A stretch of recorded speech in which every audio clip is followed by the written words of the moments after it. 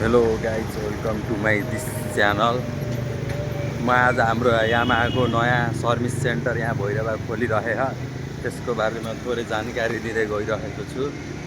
नयाँ त्रिपेश्वरबाट यामेडब्लुबाट खोलेको शाखा यहाँ भैरवा नि खोलेछ त्यसको ब्रान्च, त्यसको हल्का थोरै जानकारी दिन गइरहेको हजुरहरूलाई। नयाँ सर्भिस सेन्टरमा सबैलाई स्वागतम छ।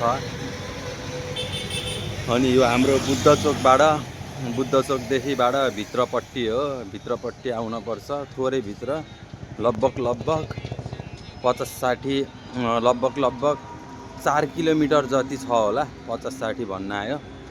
अनि फेरि यहाँबाट आउने बुद्ध चोकबाट भित्रपट्टिबाट छिर्ने। अनि हाम्रो सोरुम र सर्भिस सेन्टर चाहिँ नजिक छ। अझै हाम्रो सर्भिस सेन्टरको अझै ओपनिङ भएन।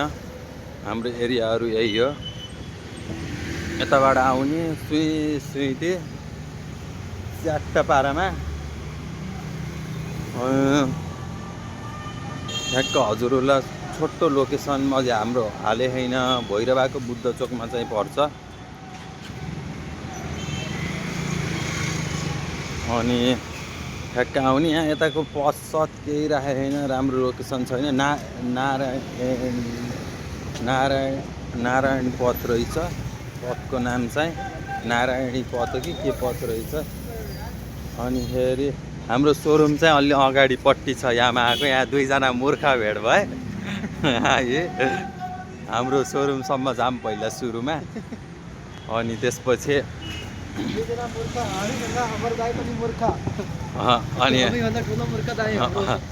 अनि फेरि त्यसपछि ठ्याक्क सोरुममा गएर अनि सोरुमतिर गएर यसो फर्क्यौँला। सोरुम नि हाम्रो नजिकै पर्छ। अनि फेरि भाइ सोरुममा बोलाएको तिमीलाई? बोला होइन? होइन बोला होइन। म यत्तिकै भिडियो बनाएर त्यहाँ सोरुम देखाइदिन होला।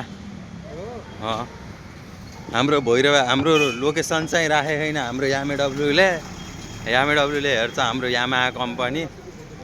लोकेसन चाहिँ भैरवाकोमा राखेको छैन, अहिले नयाँ ब्रान्च भएर। पहिला काठमाडौँ मात्र थियो, यहाँ चाहिँ थिएन। ठ्याक्कै हाम्रो यो प्राइम ब्याङ्कको ठ्याक्क अपोजिट साइडमा चाहिँ छ हाम्रो यामाहाको सोरुम। अहिले हाम्रो सोरुममा एक्सचेन्ज अफर नि चलिरहेको, राम्रो डिस्काउन्ट रेट पाउनुहुन्छ, भ्यालुएसन नि बाइकहरूको राम्रो पाउनुहुन्छ। यसो भिजिट गरिदिन सक्नुहुन्छ।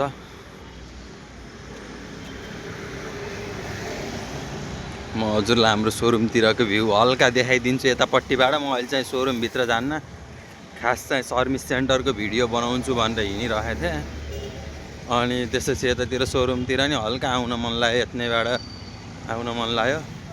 हाम्रो सोरुम चाहिँ यही हो, यो हाम्रो आफ्नै सोरुम हो। हाम्रो अफिसले खोलेको यामेडब्लु प्राइभेट लिमिटेडबाट खोलेको कम्पनी हो। हाम्रो सोरुम हेर्ने यामाही कम्पनीले हो, यामेडब्लुले हेर्छ यामाहाको कम्पनी। हजुरहरूलाई नि यसो भिजिट गर्न मन छ भने आउनुला। यो सोरुमको चाहिँ लोकेसन देखाउँछ भैरवा बुद्ध चोकदेखि हल्का भित्र, त्यही 4 किलोमिटर जति नै छैन होला सायद। ठ्याक्कै अगाडिपट्टि पेट्रोल पम्प नि छ। पेट्रोल पम्पको नाम चाहिँ छैन, सीताराम पेट्रोल पम्प रहेछ।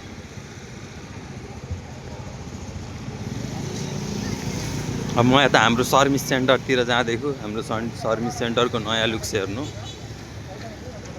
ल भाइ जाम न त, आऊ।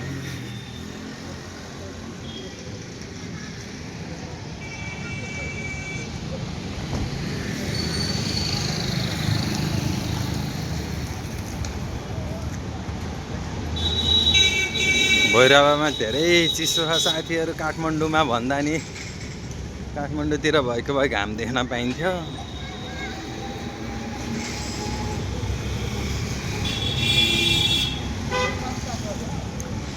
अब म रेन्डमली डेली भ्लग हालिरहेको।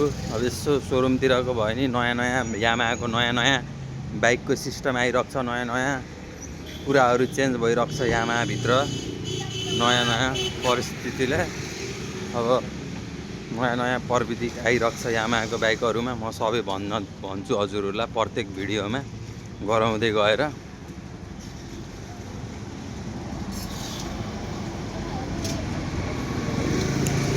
अब म हजुरलाई हाम्रो सर्भिस सेन्टर चाहिँ देखाउन जान्छु।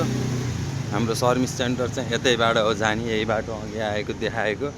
म चोकदेखि नै भिडियो बनाउँछु पछि अहिले हल्का यत्तिकै उ गरेको।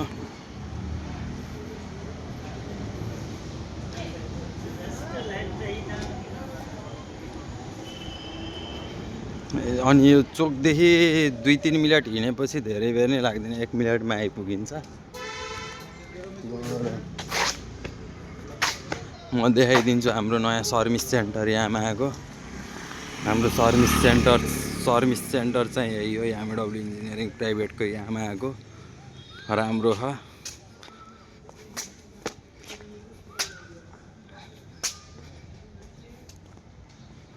म सब देखाइदिन्छु। अब यो बोर्डहरू भयो यहाँमा आएको, कति सर्भिसिङ गर्न आउने बेलामा उ गर्ने। यो कस्टमर क्यारी रुम भयो, यो हाम्रो स्पेयर पार्ट्स भयो एउटा। यता चाहिँ नयाँ सिस्टमले राम्रो बनाउन छ। अनि यता चाहिँ हाम्रो म्यानेजर रुम भयो।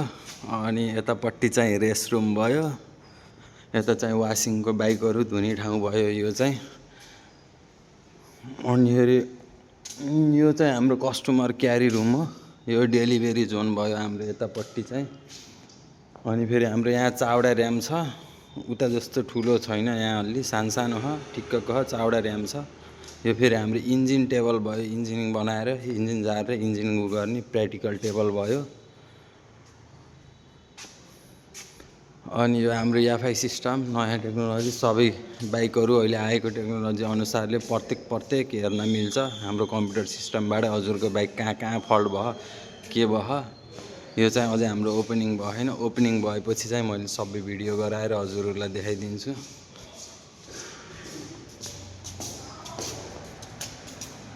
के हो हाम्रो मुख दाइ? सबै ठिक छ भाइ।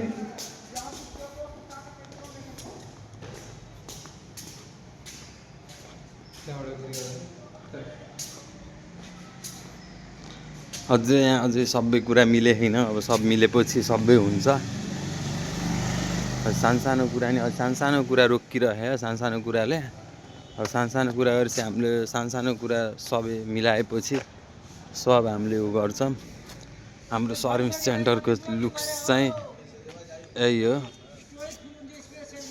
दामी छ हेर्नु नयाँ।